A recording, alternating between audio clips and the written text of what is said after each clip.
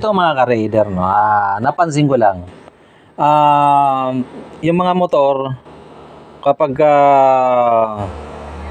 pinagawa na nila, tapos di pa rin makuha yung kuryente, tapos yung may-ari, ni-stuck na lang. Kasi nga, hindi madali kung bakit walang kuryente. Ang nangyari, kahit bago pa yung motor, syempre na-stuck, nabubulok.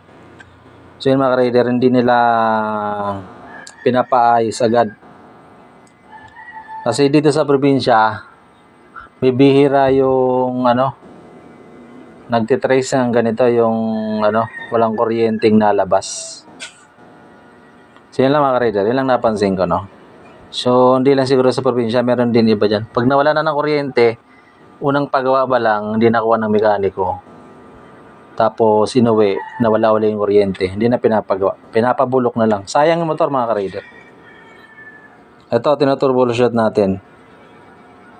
Mamaya pag nakuha ko, bigyan ko rin kayo ng tips kung ano yung mga dapat i-check nyo para malaman nyo kung saan yung sira.